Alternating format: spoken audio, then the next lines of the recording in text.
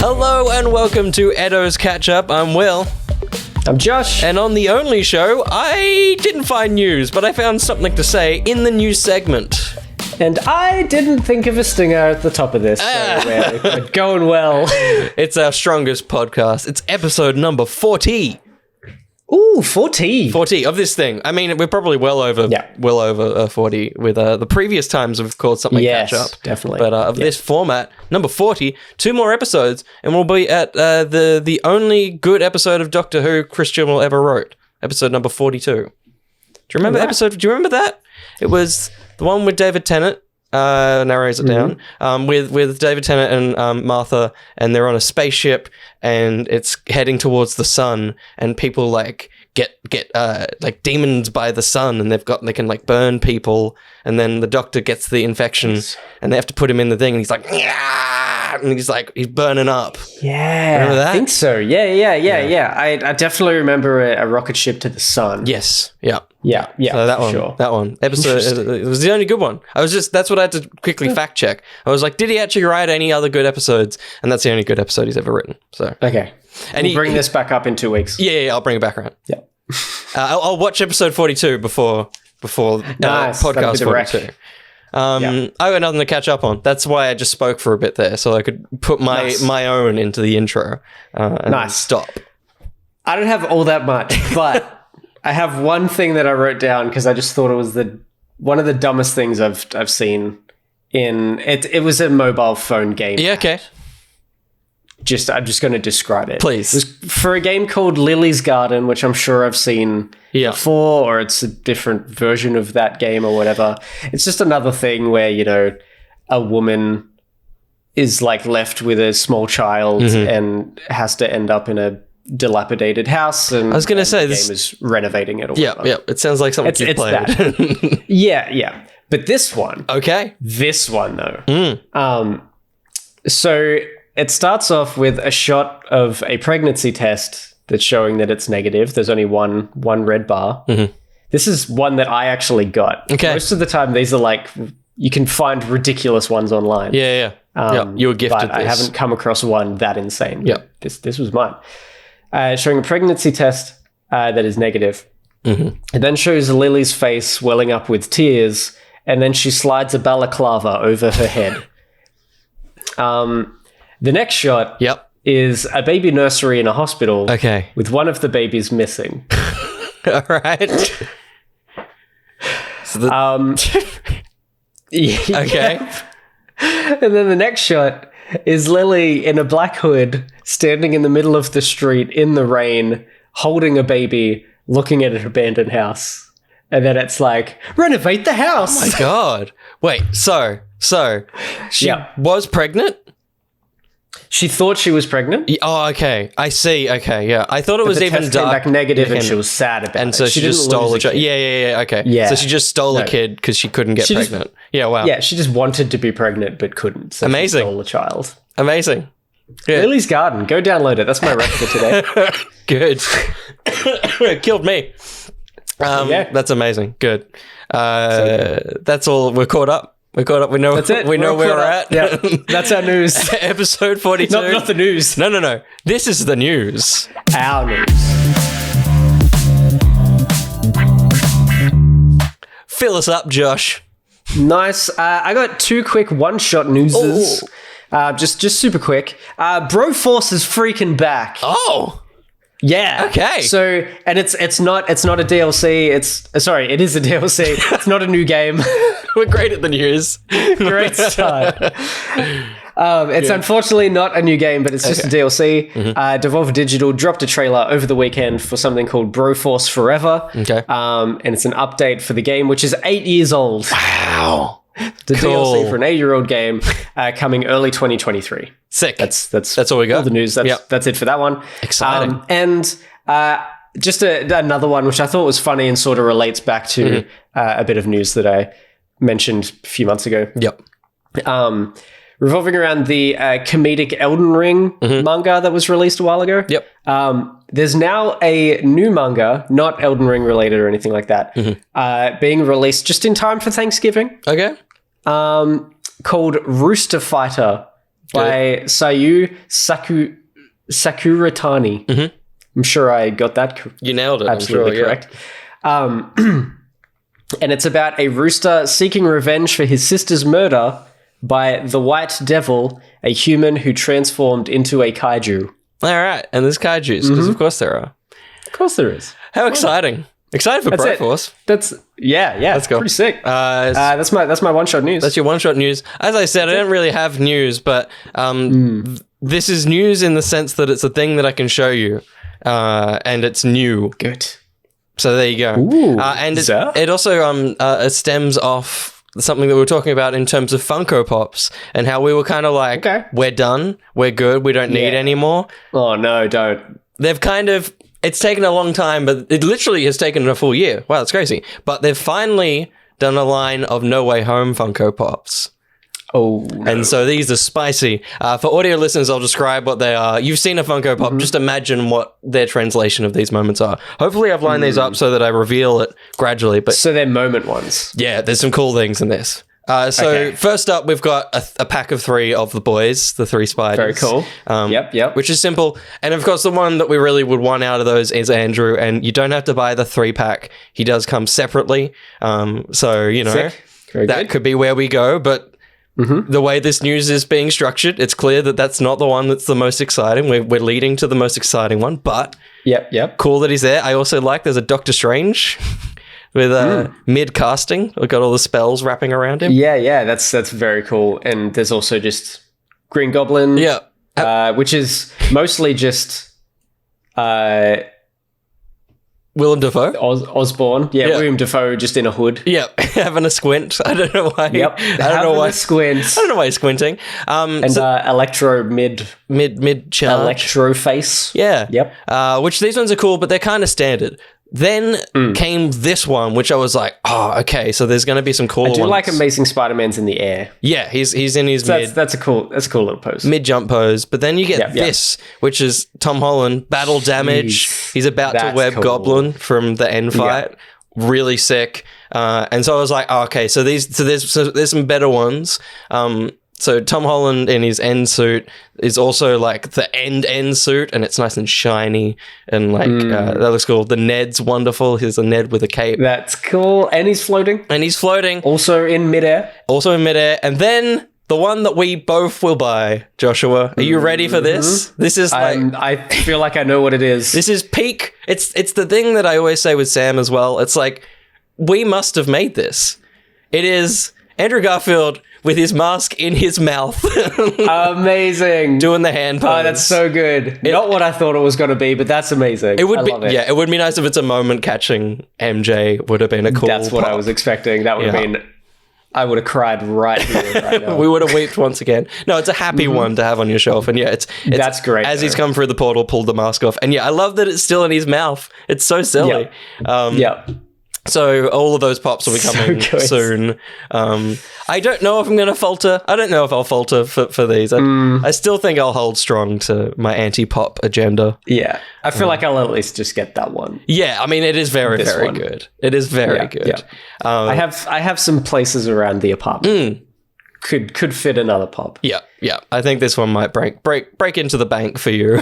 Yeah. So for sure. So there's those. I also kind of hope they do an MJ catching Spider-Man catching MJ pose, but also I feel like they got to do a build up one like they've been doing lately of the 3 of them on the Statue of Liberty, like just 3 big base chunky kind of things that all having a chat. Yeah, that would be fun. That would be cool. But, that's my news.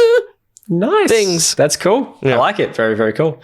This was almost like a mini That Figures. It was brief. There you go. Crazy. Okay, so think back. 2018. The Switch received one of its worst and most unplayable ports of all time. Yep. Ark Survival Evolved. Yes. Yeah. I didn't know this. Okay. I was unaware of this. I was gonna, I was trying to work it out because I'm like, Doom's the only one I can think about that was like, you shouldn't play that on the Switch, but Ark is okay. Yeah. All right. Yeah. So for people who don't know, Ark Survival Evolved, it's a first-person open-world survival simulator with dinosaurs, and you can poop. Yeah. I think you can eat that poop. And this one doesn't have Vin Diesel in it. Yes, correct. Sequel does. It's Arc 1, not Arc 2. Yeah. So apparently it was incredibly low resolution, super bad frame rate, terrible stuttering and hitching and stuff. Yeah. Really bad draw distance. Yeah, so you can see very far into the distance. Things like that, like things that just pop in quite close to you already. Yep. The article I was reading from Kotaku said even when it ran well, it looked like shit, with lots of blurry objects and fuzzy shapes floating around. Some of these apparently were meant to be dinosaurs or trees. Good. I was going to say, it sounds like Sonic Frontiers when it runs well. Just stuff floating around. Yeah. Well, yeah, this said when it ran well. This is amazing. What it looked like. Yeah. But 4 years after its initial release, Arc now has a new Switch port. Wow. Using a newer version of Unreal. Right. So they've gone back, they've fixed it, but who's fixed it? I'll get to that. There's a great Digital Foundry video, that's right, on the comparison of the Switch ports. Yeah. If people want to check it out, and it's freaking crazy how different it looks. Yeah, it looks like it's different consoles. It looks like a different game. Cool. But who made this port? So even after a very poor remake trilogy late last year, Grove Street have done a great job on this. Interesting. For people who don't know who Grove Street are, that's probably because I'm the only one that bought said trilogy that they released last year. They're the studio that made the GTA trilogy, the definitive edition from last year. Famously just horrendous. I played a lot of GTA 3 at least, and then Christmas hit, so I left and went to Sydney and came back and was distracted by other things. I've been meaning to go back. I do really want to go back, and I've seen a lot of videos where, you know, they fixed the rain, fixed like all this stuff. Like it looks way better than it did. But they're the ones that fixed this. How cool. And people are pretty stoked on it. Apparently it looks quite good. Like, you know, obviously better on PC and the other consoles, but in terms of a Switch release, like pretty damn good, especially comparatively to what it was. So I watched, I was sort of skipping through parts of the Digital Foundry video. And they apparently started with the Xbox code base of Arc. So they didn't even touch the previous code base and fix that. They just started completely from scratch. Wow. With the Xbox code base and ported from there. And they apparently used the second last Unreal 4 version. Cool. For anyone that actually cares. Before they moved to UE5. Okay. I was going to say, like you fairly mentioned, recent version. You mentioned it was a newer version of Unreal. I'm like, it'd be wild if they use Unreal Engine 5 to remaster the video game. Yeah, that makes sense. Not quite. Good. Yes. So I did a little bit of extra research beyond a single article for this piece of news as well, which I don't usually do. It's usually just one and done. I just recap something from Kotaku. That's what we do here. But I found some extra stuff because I wanted to know, which was not in the original article at all, who did the original one? Why was it so bad? It was a company called Abstraction Games. They handled the port for the publishers, Studio Wildcard, and I don't know exactly when the time frame of this was, but they had publicly announced that they had plans to fix the port. But the publisher, Studio Wildcard, never contacted them back. After them reaching out and saying, hey, we have these plans. Can we get some funding and we can fix this for you? And they were just like, never heard back. It was like, from the time between when they contacted Studio Wildcard and when they publicly came out and said, we have plans to fix it, it had been months and they hadn't heard back. So that's why they were like, look, we're trying to fix this. They also said they had no control over when the game launched. So it was kind of like probably unfinished and they just pushed it out the door. Wildcard just put it up. They also said if they did have control, they would have either held it back or focused on different areas that were not asked to focus on. Why did these companies just cannibalize their releases? Why do they do it? It's insane, right? It's crazy. What the it's fuck? so bad. That's so odd. Yeah, so freaking bizarre, but just cool that, you know, a company that did not have very good standings with the gaming fans at all have come out and Totally kind of redeemed themselves in a way, which is awesome. Well, I'm so intrigued because I've just done my own research by pressing one link, but about Grove Street Games, because like I know there's probably a lot of devs that are focused on porting, but I was like, I wonder if they've made a game. But genuinely, every single thing they've released has been ports of other video games since 2009. Yeah, right. Their first thing they ever did was port the Ghostbusters video game, and then they've just ported games since. So it's wild that they stumbled with Grand Theft Auto, because assumedly they're good at it. Yeah, for sure. That's super interesting that was their first one, because Grove Street is the name of the main street of GTA. That's why I had to look it up, because I was like, did he not say the developer's name? But it's like, oh, no, that's just their thing. Yeah, Grove Street is their name. That's who they are. Yeah. But they did Ghostbusters, and then by 2011 they've done lots of GTA stuff. So it's weird that they started with Ghostbusters, but they've done GTA 3, they did a port of. They did the Max Payne game, which is also Rockstar. Then Grand Theft Auto Vice City, Grand Theft Auto San Andreas, the phone ports that we would have played in high school. Phone ports? Yeah. So they've been attached to them for a while. So possibly already attached, did Ghostbusters before Grand Theft Auto stuff came out. They might have started with GTA and then... But something else came out first. Smaller jobs popping in between. Yeah, cool. Very interesting. Cool. There you go. Little game facts for you. Yeah. Not really facts, but my other bit of news, quote unquote news, is also from Kotaku, and it's a list. And it's a list that I think might help us, Josh. He's done it. I did. I grabbed a list. And this reverted to the list. It's all we've got. When there's no news, we need lists. And this is a list of the best games of 2022 so far. So hopefully this will fill in some blanks of things that we like, oh, I did play this, or, I could totally play that in the next month and a half. Yes. So, first up, Splatoon 3. I don't think either of us are going to touch that. Nah, probably not. We're good. Disney Dreamlight Valley, which is on Game Pass. And I feel like that's one, while you're here, you should probably play with certain people. My sister is obsessed. Yeah, good, of course. Yeah. She was playing it when I went away for my mum's birthday. Yeah. They brought the Switch, and when we weren't playing like Mario Kart, she was playing that. Yeah, amazing. For anyone who doesn't know, it's like it's Animal Crossing but Disney, basically. Yeah. It's and there seems like there's actual missions and stuff, because she was running around and then she stopped playing. Yeah. She's like, oh, there's one item that I need to get like heaps of, and you know, the community around this is angry because there's not enough of them and it takes too long to get it, so I'm not going to play anymore. Yeah, right. And then she messaged me like 2 weeks later. She's like, they fixed it. they dropped more. I'm back. She's in the game, in a very specific gaming community. That's great. So funny. I would like to check that out before the year's out, but I don't think that it will scratch an itch to get into anything more. Trombone Champ, which we checked out on Pocket. Yes, I want. Yeah, I definitely want to. You should have a fiddle with your trombone. Beacon Pines, which I think is the furry one. There's a furry. Like not dating game. Maybe it was dating game as well, but it was kind of lots of talking. Beacon Pines. Yeah.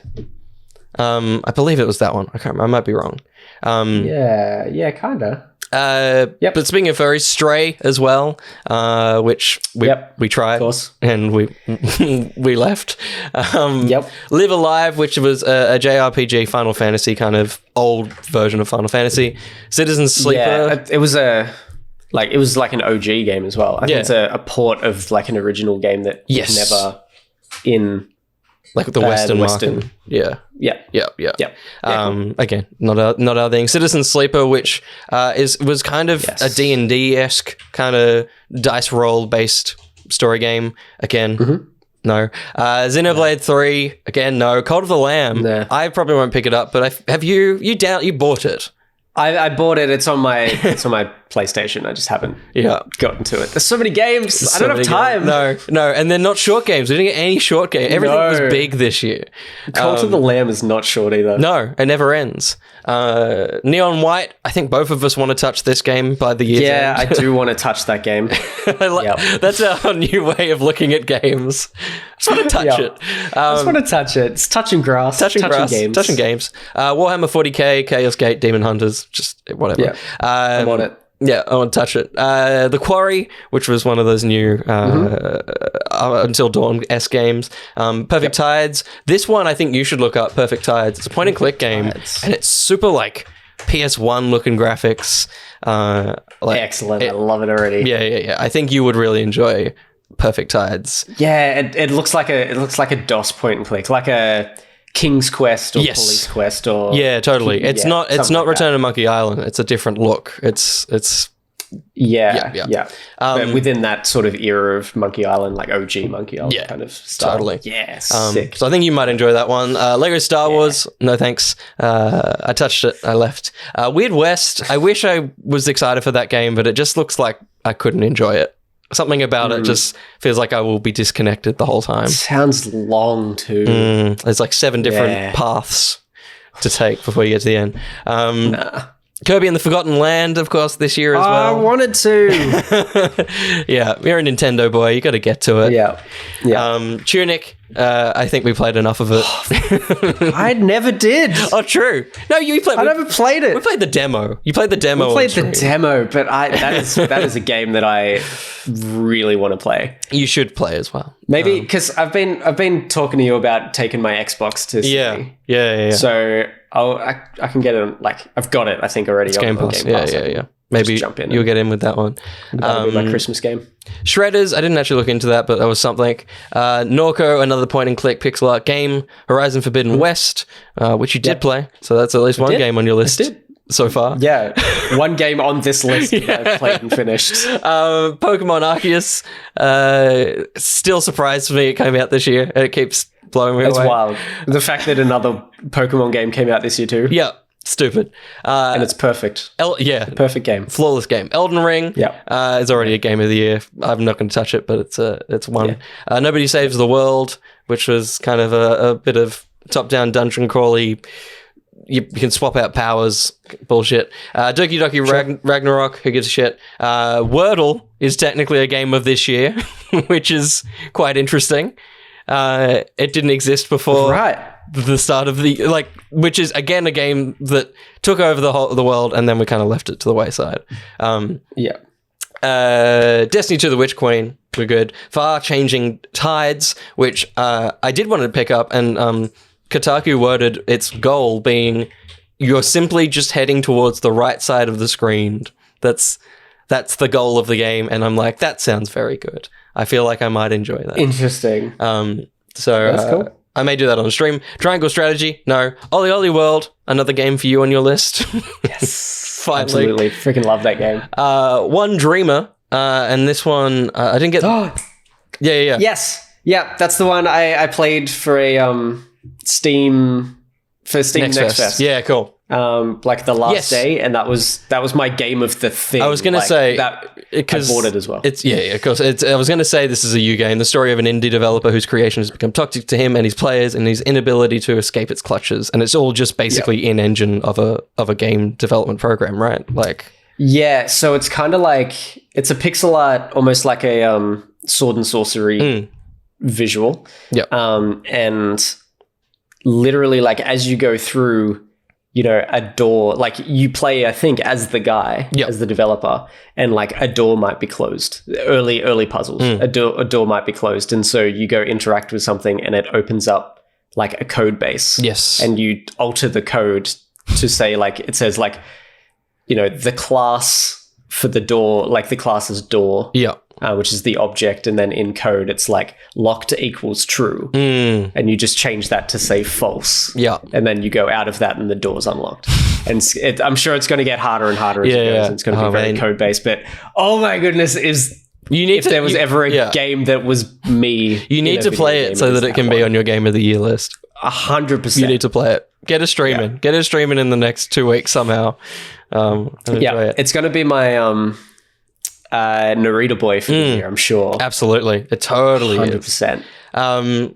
That one, and then the final one is Glitch Hikers: The Space Between, which had massive Outer Wilds vibes. Again, one I'd love to play, but I probably won't touch it. So that's the list. That list came out now. They did a similar list last year, basically at the same point. It was late November. And I just want to read you the games that were on this list compared to this list. And it's like, it's given me like, I feel more valid in my opinion that this year has been bad for games. We've all kind of said it, but I was like, maybe we're just, it's that constant thing of like comparing it without the knowledge. But let me... Sorry, what was this? What was the two lists again? So the first list was 2022's so far best games. This one is 2021. So last year, exactly the same point in time. These are the games that they're like, hey, this year's been pretty good so far. I'm not including any. There was a couple extra ones, but just the comparison is nuts. Great. Hitman 3, Halo Infinite, Guardians of the Galaxy, Unpacking, Forza Horizon 5, Psychonauts 2, Life is Strange True Colors, Deathloop, Returnal, Maquette, Resident Evil Village, It Takes Two, Loop Hero, and Death's Door. That's so many huge games. Insane. So many games we played and for the most part enjoyed. We had a list. There's not a list this year. No. I'm struggling to, It's wild. That's a wild amount of games. Yeah. Because obviously there was a lot of the games that we didn't play in the list that we just read out, but a lot of them are not our thing and very hard to get into, and or time sinks that we don't want. Whereas a lot of those are single player things, or they were like shorter experiences, and that was great. It's just really this year has been, and it's the post pandemic. It finally hit us because last year was all the games that were being worked on for 2 years, and they came out, and everyone's just kind of reworking now, and so this year kind of fell flat. Next year might be great. Not our year. Yeah, just not our year. No. So wild just to see the comparison of those lists. Crazy. Yeah. It's nuts. Yeah. Give us I wrote down some of those games. Yeah, please. Round us out. Let's do it. All right. Speaking of one of the other potential game of the years, God of War Ragnarok. One of the music producers has unfortunately not been credited for her work on the game. No. There's a whole thing. I've taken names out. I will do it on the fly. I said I've taken names of characters and events to avoid spoilers. Yep. But I did risk spoiling the game myself. So be freaking grateful. I'll try and take out names of things from her tweets. But she took to Twitter in a way to kind of credit herself for her work and let people know what she worked on in the game and what she was proud of and that she's excited that people are enjoying it and stuff. But I will say that, there's been a lot of this sort of thing recently, like uncredited or sort of a lot of video game controversy where people take to Twitter. None of her stuff really comes across as like salty or angry. Yeah, good. Like a lot of controversy happening, like, there's been recently the original Bayonetta actress. There's been more controversy between Mick Gordon and id Software around the Doom Eternal music. He went and like released a whole bunch of emails and stuff back and forth. I totally thought that we were past that, and then he's like, no, I'm not done. Let me talk to you about this for a bit more. It's like, oh my god, there's more. Like, and it sounds like he's been working on. It's apparently, I think the article was like it's a 50 or 90 minute read or something. The thing that he just put out himself. Yeah. So he's been working on this for a while. It's like, instead of making music, he's working on this freaking article. Yeah. Finding like receipts of emails and all this stuff. Terrible. But hers are nowhere near kind of as toxic as those situations, but has probably highlighted a pretty major flaw in the industry. Her initial tweet read, so TIL, today I learned. Good job. For people that don't use Reddit. Yeah. Today I learned of the existence of the minimum criteria for an in-game credit. Oh, wow. Yeah.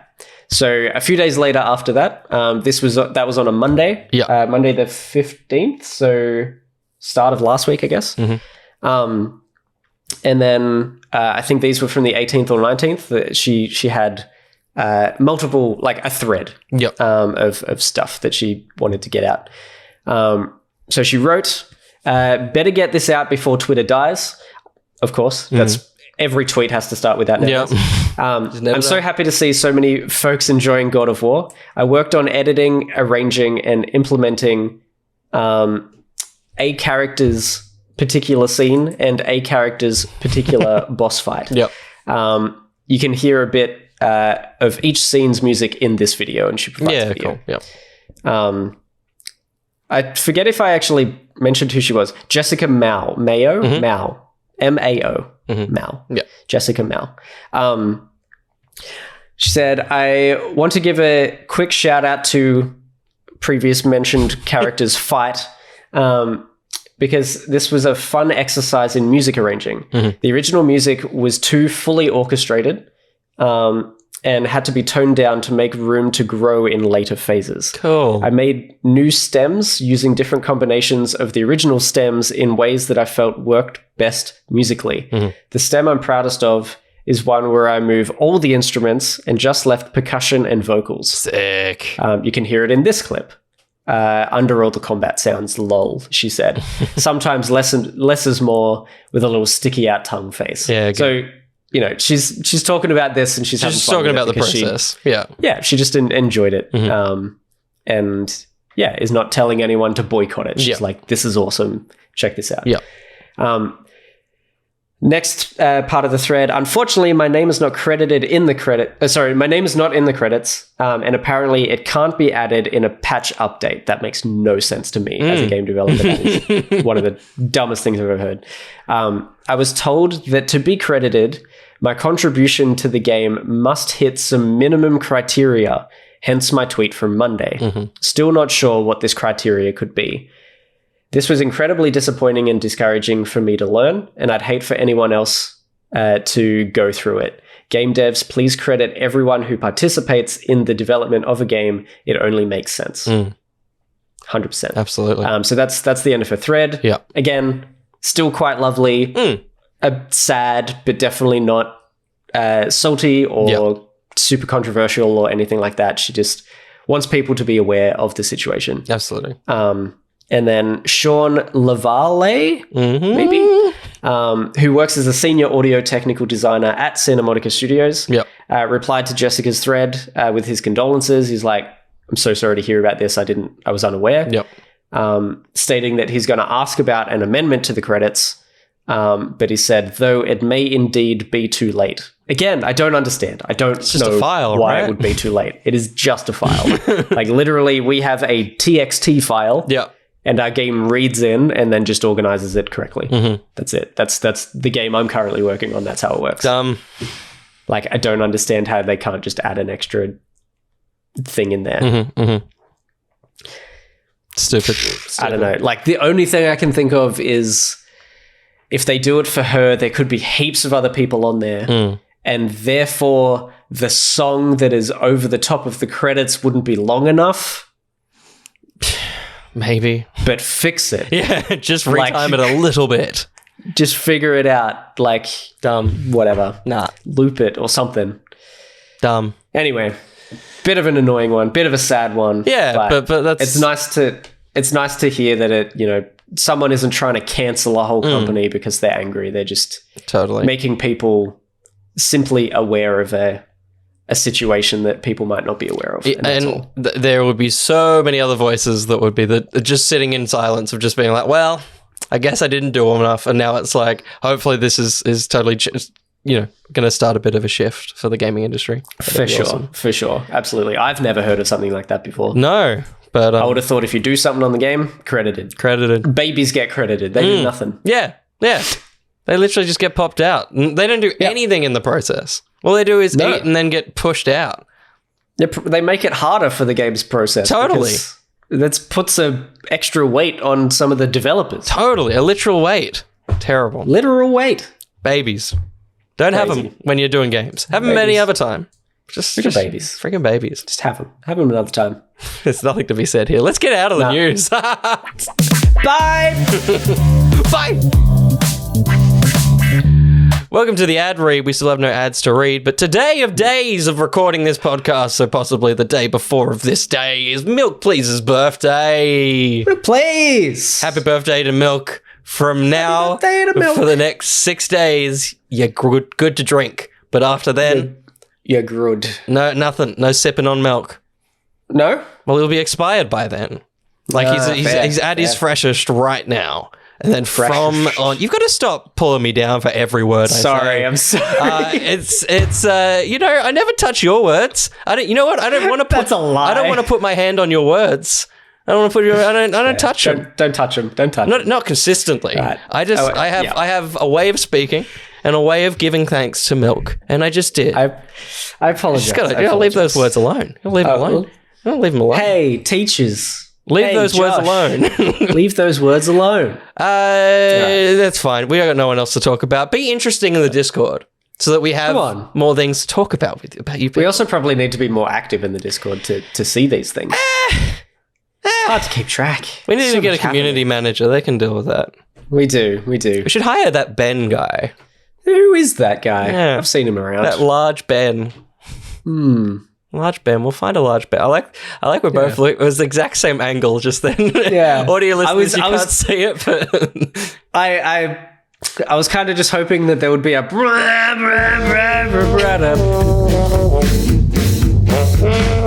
Wow, it just came out of nowhere, that one. What the heck? That was nuts. I spawned it. That's still my voice. I'm making all those sounds. That's all you. Beatboxer now. You spawned it just like those fucking game developers do when they're making games. Idiot. Stop spawning things. Spawning. Children and NPCs, stop them. Stop them. Stop children. Stop them. Stop them. Put an end to children. Don't let them in. Don't let children in. PSA. If it's Halloween, don't let them in. Have you seen all those videos of these fucking COVID babies and they just walk in because they don't understand how trick-or-treat works? And so they just go, knock, knock, the door opens and the kid just walks inside the house. It's fucking amazing. Amazing. That's great. It's so good. Welcome to Cues from You. This is where we get cues from you and then we answer those cues. That was what I did earlier this week when I did my asthma test. He was just testing my breath. And it was all good. He said, still got it. Still got breath. Still got your breath. Have you got a cue from them? Do I have a cue from them? I'm just gonna jump in. Just I haven't read this one yet, but I'm just gonna read it out now. Dump Days asks, what got you into comics? Was it a show or a movie that pulled you over to the comic source? Did a friend or loved one get you reading? Did you come out of the womb comic in hand? Stop coming out of wombs. Big comic fans, but also pretty much babies. Fucking hell, it's been a week for babies. Yeah, you're old. What are your go-to resources for catching up on characters that can have decades of history? That's a fair question. Very cool. Very cool. I feel like we've kind of briefly discussed this before, but we can... Well, probably not briefly. We've probably gone into depth. We can briefly this time. We can briefly this time. Yeah. I started out probably just news agency comics. I think I started with Phantom Comics from news agencies and also Royal Easter Show show bags often had Phantom Comics. Yeah. And whenever I got one of those show bags, that would get me back into collecting the comics of the news agencies again. And then Simpsons comics came into news agencies. So that was my thing through probably late primary school. Yeah. And then in mid-high school, back into Phantom Comics again because they were just so cheap. Yeah. And again, the only comics that you could get. And you love Australia. You're such an Australiana fan. And I just always think about Phantom as being an Australian comic for some reason. It feels like an Australian comic, right? But it's definitely not. It's not. But it's just no one else talks about it but Australians. Yeah. Because it's the only place you can get it is news agencies if you don't just go to a comic shop. Like... But even I then, didn't know comic shops existed in Australia. They don't front run Phantom Comics and even in comic shops. They don't care about it. Very true. Yeah. I guess I just meant like it's the only comic that you could just readily get unless you went to a comic store. Totally. And I didn't know comic stores existed until 10 years ago. Yeah. In Australia, which is very unaware. Which is when for my 21st, I got a couple of gift vouchers for a place called King's Comics. A bunch of my friends just went in together and pooled a bunch of money. Yep. It's like $200, $250 or something on King's Comics vouchers. So went into Sydney City, bought, I stood in front of a wall of Marvel comics, and it was all issue ones. Yeah. It was a terrifying thing to look at. So it was just issue 1 of Avengers, Thor, Captain America, Iron Man. I think Superior Spider-Man had just started, and so I also went back and I got 3 issues of issues 698, 699, and 700, and then Superior Spider-Man started, so I grabbed that one too. Yeah. And that was my issue 700 of Spider-Man was the one I got signed by Stan Lee, which is very cool. But that just started my downfall, and now I have thousands. And honestly, completely honestly, this is the first time I've mentioned this to anybody, so this is like crazy. This week, I started having the thought, am I done? Yeah. I think you should be. It's terrifying. It's weird. It's really weird. Yeah. It feels really strange. Is it because you're looking at the ones, like, you have so much reading material? What's the point in, like, continuing to buy now? I think it's kind of that, yeah. Like, I think I will keep going and checking on stuff. When there's more, like, Gwen comics, I think I'll try and keep that up because I have every Gwen comic. Yeah. I haven't missed any. Yeah. But I feel like I'm just, there might be just some, like, I don't know, like maybe I'll keep up with Rogue's Gallery or like the any random little ones or something, like a Spider-Verse. Things like that are particularly interesting. Yeah, I feel... What a week we've had. I've got a box weird. of fucking, my Marvel Legends are all in a box down there. Yeah. I'm selling 6 Hot Toys. You're getting rid of comics. What's going on? It's wild. Not getting rid of, just getting rid of my comics. weekly purchase. Yeah. No, that totally makes sense. I mean, I because that's the wall I hit ages ago, but I was definitely not collecting as much as you were. But it's totally that thing. Also, comic quality is, in terms of the Marvel, like the big brands, actually DC is like doing wonders. Like they're just doing some really cool short one-shots, but Marvel is doing some weird shit with their comics at the moment. And I think it might be time to give it a rest. Yeah, so maybe I'll drop back and just, if I get to a point where I like really want to read comics again, I have thousands. Yeah. But also, if I want to keep up with recent things, Marvel Unlimited exists, and you're only a couple of months behind. So. Totally. That was part of that question is, Marvel Unlimited, the app is very good, and the DC Infinite universe is the DC equivalent. And that one's currently doing what Marvel Unlimited used to do, where it's like 6 months and then they come on there, whereas Marvel has kind of dropped it back. It's like less than 3 now. It's pretty quick. So those two are really good. My comic history is pretty intrinsically tied with Josh's. I also was Batman comics when I was a kid, and then once Josh started collecting comics and we started hanging out, I was going to the place that he was collecting comics, and I got comics from there. Dragged him along all the time. Yeah. I think from there you mostly started with like Doctor Who. You were doing a lot of Doctor Who IDW comics. Yeah, for sure. It was definitely Doctor Who, and then when post Superior, when they got back to #1, I think is when I started with Spidey comics, and then around then is when that directly led into Spider-Verse. So then I got the Gwen comics, and that was kind of that. And in terms of buying comics now, I've also, for me, the reason I don't buy as much, I was buying lots of variants, and then I hit like a roadblock of like, well, not that you buy anything for worth, because if you do, then you'll always be sad. That's just not a good mentality. But there was the thing of like, I'm buying variants that look nice, and they're all out of order of comics, and I'm never going to read them because they just look nice.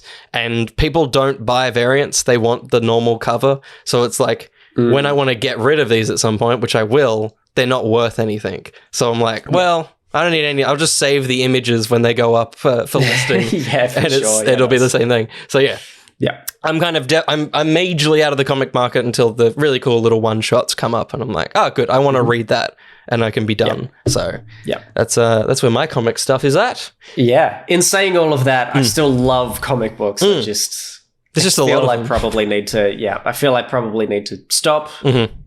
I need to pay back my apartment. yeah, you've got something to pay for now. And that was a good one. Thank you, the Days. I think we've almost given you our backstory because there was a bunch of questions that were like, give us the history of ETTO. We covered that last week. This week we covered a history of comics. There might be one or two more, and then we'll have given a nice overview for any new fans. There you go. Not a new fan, Dolphin Pants, the series. This is what this one comes from. Says, since everything is a franchise now with multiple spin-offs, what movie does not need a prequel or sequel series? It's a great question. Ooh. I looked around my room when I was selecting this question earlier, so I've got a jumping on point, and my jumping on point is one that could very easily get both of those things. They've not yet done it. And it's one of the steelbooks I've got. The Jumanji new films. I want them to do one more and never do it again. Because I really enjoy the other two. They could very easily go, Zathura, like make a Zathura series or make a... And it's just like, nah, like what they've created with the first two lends itself to one more and they can be kind of done with the story. And it's so like... teetering on the edge of too generic that if they made a series it would be so fucking cringy and so awkward to watch. So I don't want them to touch any more than one more Jumanji film for me. That's my first pick at least. Is there a franchise that you or a single film or a series that you don't want more of? Yeah, interesting. There's one I do want more of, but they're not going to do it. I want more of Brightburn. How it's so. What is your obsession with this? It's so weird. I don't know. I like You're the only person I know. It's so wild. It cost $9 million. Just make another one. Yeah, like it didn't cost him much at all. Wild. It's pocket change for a That's so fun. The amount of times you've said Brightburn on this fucking podcast is wild. It's the level of horror I can take, and I'm okay with it, and so I want more of it. That's so funny.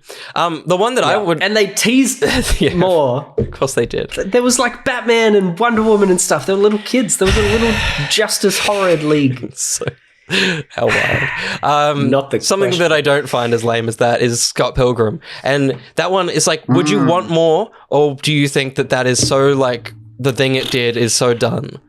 Like, it is what it is and it doesn't need more. Because the comics obviously stray a little bit and there's like more they could kind of pull from and stuff, but like... Yeah. Is that what you would be happily... I feel like it's done. Like, I feel like everything that's out there now is probably enough. Yep. Like, if there was more, I would go get it. Of course. I'm not going to boycott it. Yep. But... I feel like everything they've put out is just such a good cohesive whole. Everything just like the games and the comics and the movie just work so well together. It's like a beautiful thing. They don't need to spin off a character or anything. Just focus on no, I don't think so. I would love though movies of a similar type. Like I need to who directed Edgar Wright. Edgar Wright. Yeah. That's right. He did the whole the Cornetto trilogy? No, not SoCal. SoCal? Oh, Last Night in Soho. Soho, that's the one. Last Night in Soho. I think I want another fun movie from Edgar Wright. Maybe just a similar style to that, but not a sequel to Scott Pilgrim. But something as playful and fun. It doesn't take itself too seriously. But but you're happy to leave. It's just a great fun film at the same time. Yeah, for sure. I think that sounds pretty good. I'm going to turn around too. Yeah, I know. I'm like, what is sitting in my room that I don't want more of? I just turned around and looked at Ronald McDonald. So yeah. Well, we don't need a McDonald's 2. No. We don't need a prequel to McDonald's either. Yeah. No, I think I'm good. I can't think of much because everything does have a prequel or sequel, and then things that don't have prequel or sequel, I'm like, well, I don't need that ever again. Like, I don't know. Yeah. It's hard to think of things that you don't want to have. And Dolphin Pants does this every time. His questions are very good, but they're questions that are impossible to answer because they require so much thinking that it's like unreasonable. More thinking than, dropping at the time. Yeah. Let me look at just my... I like that we say that that's unreasonable because, like, you know, we could read it before we start recording the podcast. No. But no, that's unreasonable. No, that's on him. That's on him. Yeah. That's it. I don't want... You know what? Actually, you know what the actual answer to this question is, Josh? Back to the Future is the actual question, but that's not what I was going to say. But it is the answer. Avatar. Yes. We don't need any more. We don't need more avatars. Nah. Cancel that one that's just, you know, limping out of the door at the moment. Fucking gross. Insane. Stupid. Well, we're at 50 minutes. We can move on. I think we can move on. We did good. Give us more cues to A, and then we'll do it. Womp womp, everyone. Womp. Wow. Wow. Welcome to the Rec Seg. You don't need to hear our fucking voices. This is going to be a pretty quick one. Our lives are moving pretty fast at the moment. They are. I've got a game that we've already talked about that I can talk about now, and I've got a comic that we can talk about. What have you got, Josh? Sure. I have a TV show. Ooh. Kind of a film-length TV show. Okay. And 3 games. Wow. One we've talked about. 2 we've talked about, and 1 we have not. Exciting. Well, kick us off with the TV-length movie, or the movie-length TV. I don't know. I can't remember. I watched episode 1 of Sherlock. Wow. Again. Yeah. Cool. Going back.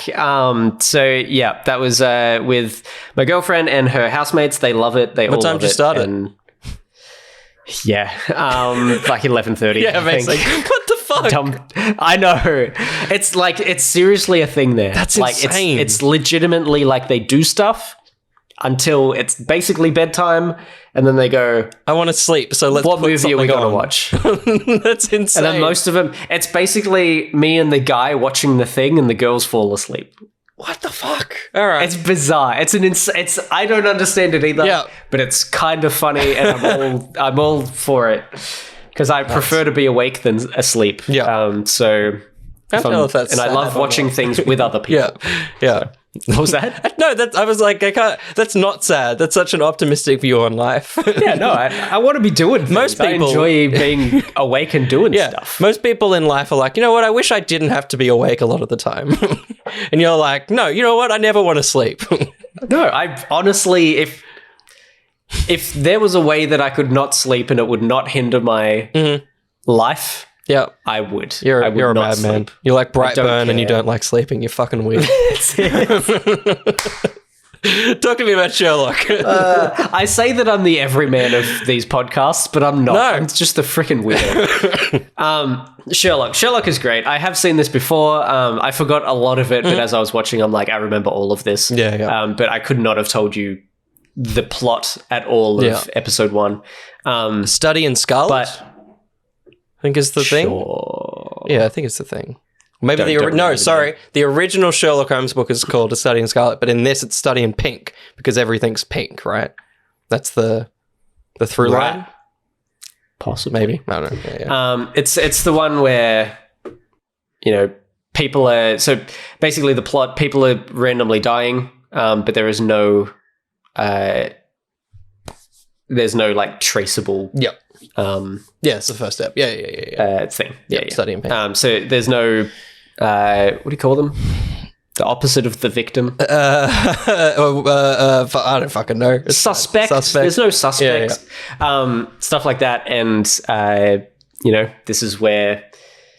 This is the Sherlock fucking and best Watson meet episode for the ever. first time. Oh, it's God. so good. Yes. Right? Yeah. It's very, very. And that good. guy just never the guy you get to. I just feel like I've never seen him in anything since, and he's so fucking terrifying. He's great. Yeah, he's very, very good. So loved it. It was great.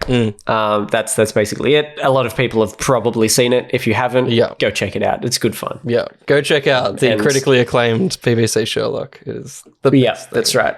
Yeah, but stop after season 2. You heard it. You heard it here first. Yeah, you definitely did. There's no other episodes after season 2. It ends, and that's it. Because the show sucks after that. Damn. And that's all for TV and film. That's all for TV and film, I think. I'm pretty sure. We'll come back around if we I've watched anything else. I can talk about God of War Ragnarok because I've played that now. And how much? I would say I have 6 hours left. Wow, you're well beyond me. I've not played. I basically played in 5-hour sessions because I just I keep getting to the bit where I'm like, I'll stop here, and then I'm still playing. I'm like, oh, I'll stop here, and then I just keep playing. So it's like, it is. It's so hard to stop, right? Yeah. It is. It's they don't give you a break, like, in a good way. Who the fuck thought of the continuous camera thing though? Like, who thought of that? Because it's like, it's so good. It shouldn't work. It shouldn't work because it doesn't even function in the way that a one shot in a film does, where it's constantly moving. This camera literally most of the time just fucking stays still, and it's like, I'm still engaged somehow. Like, what's happening? Yeah, I love that, and like I don't remember a beat of the first game story, but I am so in for this story. Like, this is such a gripping narrative. I think because the first one was, I don't love setup movies. Like, I don't love the first movie in anything because it's just kind of putting the pieces in place. And I think that first game is very much that. Whereas this is, well, it is. It's the Empire Strikes Back. It's the middle one of like, all right, everything's here now. Let's fuck with it. And like, let's turn it on the head. Yeah. And like, the combat's terrible. It's so nothing. Like, it's so funny that this is a video game that existed in the earlier 2000s because this combat still feels like that. It's such a game. Like, it's such a video game. It's not risk reward in any way. It's like, well, if I punch him, he'll die. Like, there's no I don't know. It's totally. Did you change your dodge bindings? I did it in the menu. I didn't even start the game. Yeah, because as I approached a ledge and pressed X, I just went, in what fucking world would I ever press circle right now? Like, it's insane. It's so bizarre. And because people don't know, X and circle. X is interacting with things. Circle is other way around. Right? Circle is interacting with things. X is something else. What's X is dodge. X is dodge. Yeah, sorry. And what? How was that? Because you told me about that, and so I changed it before I even started the game, and then I just kept waiting for like a moment where that would make sense. Like, there would be like, oh no, that makes sense that I would press circle now. Never. No.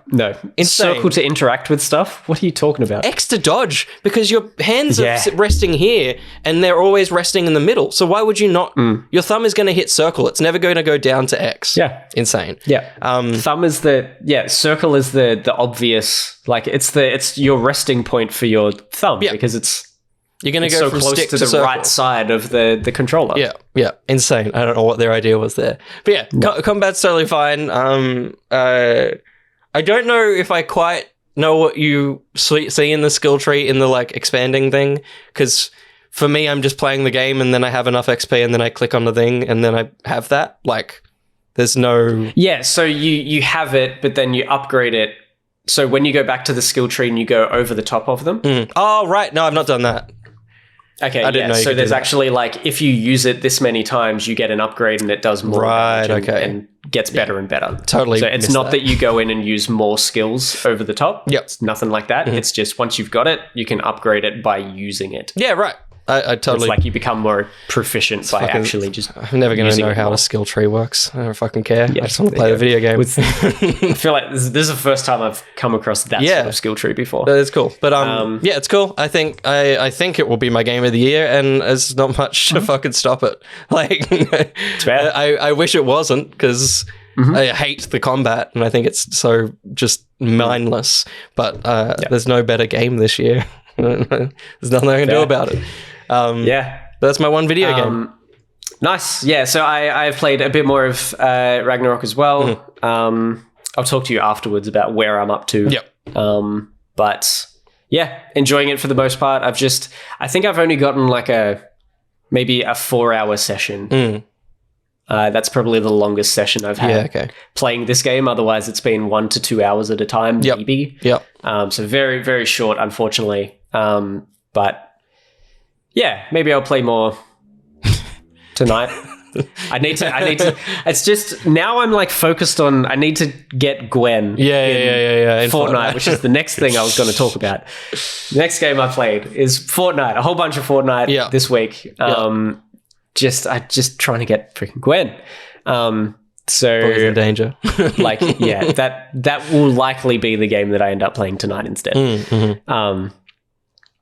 at least for a little bit, and then I'll go play like an hour of Ragnarok and not finish that this year. Insane. But I you need Gwen. Gave them my money to get Gwen. I need to get Gwen. I can play Ragnarok later. Yeah. Can't get Gwen later. No, you can't. But secret game. This leads to the secret game. This I mentioned to you last night, which I was very excited to talk about, and will probably be very left field. The Braille Skate Academy app. No, that would not be left field. That would be very Josh. That'd be center field. I played Nancy Drew Secrets Can Kill Remastered. Insane. Yes. All right. It is a point and click murder mystery, originally made in 1998. Yep. Okay. And then remastered, basically a complete remake. I think about 10 years ago, maybe like 2008 or something. So it still doesn't look great. What the fuck? But, or maybe 2010 because probably 2008. Somewhere around there. It's fine. It's not important. But actually, like, kind of great. Yeah. Like, actually a really freaking decent murder mystery point and click. Yeah. Like, you could probably play through it in like 6 hours. Yeah, okay. Like pretty quick, 6 to 8 hours. And there are points where we got out. So I was playing this with my girlfriend. This is her game series. This is like when I'm like, I want to play games with you. She's like, I have a series that I really want to play with you too. Yeah, cool. And it is the 33 Nancy Drew games. That is what she wants me to buy and play with her. All right. Thankfully on Steam, they have like packages, like deals of like buy, these five Nancy Drew games and it's at a discount and stuff like that. So cool. It's probably how I'll get to them over time. Like actually decent. And are they puzzles? They're retellings of each of the books. Is that kind of the structure of them? If it's something to do with the books or not, or whether it's just a completely new story.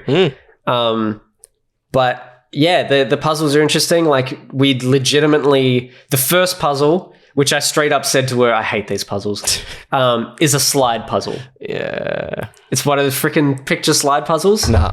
I hate them so much. And it was the first major puzzle. We sat there looking at it and trying to do it for about 15, 20 minutes.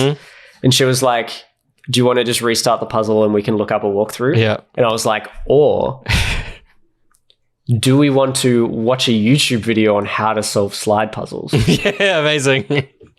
And then we can... Yeah, actually use that to do it. Actually use it. And we can do the slide puzzle. And she was like, I'd be down for that. So we did. And now I know how to solve slide puzzles. Wow. And it's actually... And we watched a 5-minute video. And then we went in and we did it in less than 5 minutes.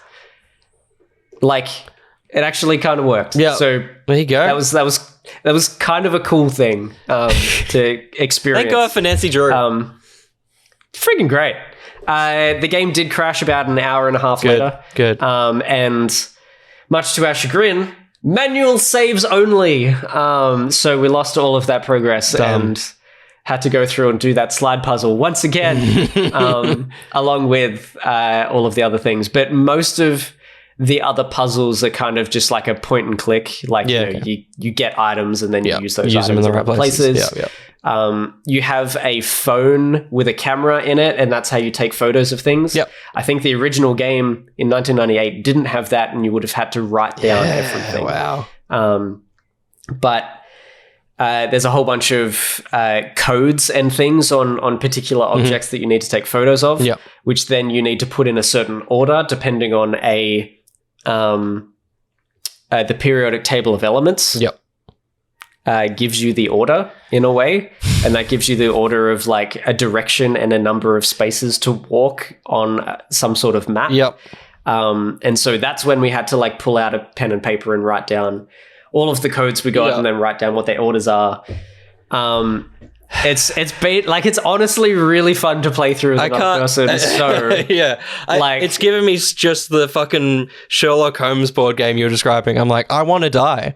Like this is making me feel ill.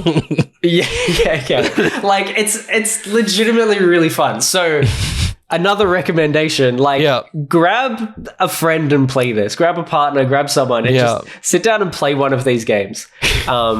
Legitimately, like this one, I've been enjoying it a lot. Yeah, same. Going through and playing through this. Unfortunately, we haven't finished it yet. We would have finished the game, but we unfortunately couldn't finish because something wasn't triggering, we just ran out of stuff. We just couldn't work out what the problem was. So we did go to a walkthrough. We read through the entire walkthrough of like up to the 5 hours that we played, or more, and you did everything right. We did everything, and we got to a certain point. And it was like, then go up to and talk to this person, and they will have this conversation starter. And we're like, no, lame. They don't have that, which is really annoying. So we just kind of gave up, continued like hanging out, watching movies and stuff. Yep. And then, she went home. And I went back upstairs and sat down. You just did it all again? Back at the computer. I didn't do it all again. But I sat down, and there were specific things that we had interacted with that would lead to that person having that that trigger, like that conversation starter. About something that they were involved with. So I just went back and I went, all right, these are the 3 things that we found that would lead to that. So I went back to those 3 things. I just went, clicked on that book, clicked on that poster, clicked on that magazine, went back to conversations there. Lame. Freaking annoying. I'm annoyed that I didn't think of it earlier, but I thought of it throughout the night, and I'm like, we've moved on for tonight anyway. We won't come back to it. Damn. So I just sent her a video of the conversation. And I'm like, we're good to go. Next time you come over. So we'll probably finish it on Thursday. But honestly, seriously enjoying it. Like, it's good fun. And I bought that in the pack of 5. So maybe I'm enjoying it because it's nostalgic for her and she's enjoying it so much, but legitimately, like, there's kind of a fun, interesting, funny story nice. That I feel somewhat invested in. So I think I just can't be bothered with that style of gameplay. Like it leans so heavily into board game. It's like, no, I'm good. I'm good. But it's funny you mentioned glitches in God of War. I've had 2. I had a complete like soft lock of like a prompt on an object that I needed to move just didn't load. So I'm just running around this little hub world for like genuinely half an hour. And I'm like, what do I do? And then I just reloaded, and then there was the little tiny white dot. Fucking annoying. Right. Okay. That's so and then, as with every video game this year, pop-in is nuts in this game. And there's I haven't had that yet. Yeah, it's horrible in the kind of the larger areas of the game. And there was just a bit where Atreus is like, wow, I've never seen anything like this before. And it's like, and just all these like items, like distant objects are spawning in. It's like, yeah, right. Fair enough, buddy. I don't think it's something you probably should have seen before. That's great. So, I've had some doozies. Dang. I think I had one which I think I captured where, it was like, because of the single shot camera, it was moving and it clearly, Atreus was supposed to be looking at Kratos, and it just moves around and Kratos isn't there. And so he's just looking like that, and he's looking basically at the camera because the character isn't there. It was very funny. I love it. So I've had a few little glitches, but that's 2022 in I like the idea of Atreus just breaking the fourth wall and looking straight down the lens. It's very funny. Amazing. Very funny. And then just a comic? Yeah, just one last thing. The Harley Quinn 30th anniversary comic, which I picked up when I was down in Melbourne. It's very fun. As with a lot of these kind of things, it's a chunky one of like 72 pages. A bunch of different stories from different artists, and kind of across the series, there's like one that's very much drawn like the animated series, like the Batman animated series. There's one very much drawn like the animated series, the new one. I can definitely see the different worlds that they're from, because Harley Quinn has kind of gone beyond now and has her own different multiversal series. So they're all in there. The best one, which is actually one of the shortest ones on there, is the premise is Amanda Waller has used technology across the world to rule out anger. So there's no violence, there's no nothing. She basically just like electrocuted everyone via their phones and stuff, and they no longer can be angry. So because Harley Quinn's like, I don't know why it didn't affect her, it didn't really do that. But she's like, this sucks, there's no crime, there's no nothing. So she enlists an Amish man who wasn't affected by it, and they just do crime. Amazing. It's delightful. It's very funny. That's so funny. So, that's my favorite one amongst them, but there are some really cool stories, some really weird ones, and a lot of them, there's quite a few that say, like, to be continued in a way that's like, oh, so this is going to sprout into an ongoing or a mini-series, which is pretty fun. So, cool. If you need to whet your appetite for some Harley Quinn comics, it's worth picking up. Nice. But that's the only comic I've consumed this week. There you go. I think that's everything. That's everything we've done. That's everything we've done. Yeah, we can play this now. Wreck. That's the Eddo's catch-up for this week. Thank you, everyone, for the cues. Thank you. If you want to submit some more, thank you. You can head to the Patreon, thank you, and give us $3. Thank you. Get into our Discord, thank you. And you can head to the Google Drive link that's in the Ask Eddo, thank you, channel. Thank you. And give us some cues, thank you. Thank you. Very good. Thank yous from you. What we're going to do next week is you're just going to praise us, and we're just going to read out all your praises, all the kindness, and there'll be thank yous from you. We will thank you. We'll thank you for the thank yous. Thank you. There's other stuff coming out this week. If you're listening to this podcast, either tomorrow or sometime in the week, the Black Panther spoiler cast will be there for your eardrums. You can head to twitch.tv/edonline and watch the VOD of me giving Josh instructions on Lego, if that excites you in the slightest. That was so fun. It was legitimately a really fun podcast. Stream. Basically podcast. Pretty much. Very fun stream. I think it's attributed to me being very, like, loose and tired today.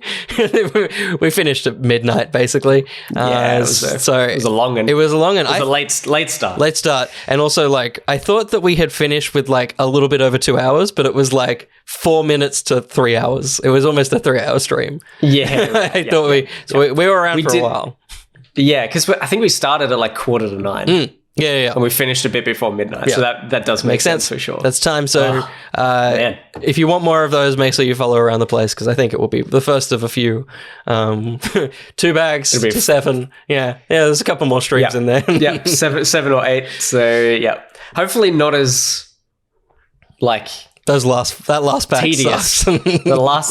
Bag 2 was very tedious. Oh, yeah. Once again, it's the laying the foundation is always the boring part, and then the next thing is the interesting part. Yeah. Along with God of War and Ragnarok. Yeah. Sequels are always better. So the second stream, you're going to enjoy it. So head to twitch.tv, give us a follow there, give us money on the Patreon if you want to. You don't have to. If you don't like seeing our faces, go to any audio platform, type in Eddo, you'll find it. But if you want to see what that face looks like, you can go to youtube.com/each to their own and see our faces every Tuesday or Wednesday or whenever I decide to hit publish on the Eddo's Catch Up. Sometimes I like to upload it on the Screenplay channel, hover over the publish button, and then go, those videos below look different. Oh, that's wrong. I love that you still have that as like a potential accidental account. That you could just go upload. I don't know what it did. Sometimes Google just logs me out of the one that I'm in, and then just goes, "What about that one?" And so I just didn't notice that it had pushed me across. Yeah. So the fans of the Channel 7 show Screenplay almost got an Eddo's catch up last week. But ooh, how exciting! That's the hype we need. Maybe I should do it. Easy in. But until I'm having a strong. Until the next Eddo's catch up. I've been Will. I've been Jonk.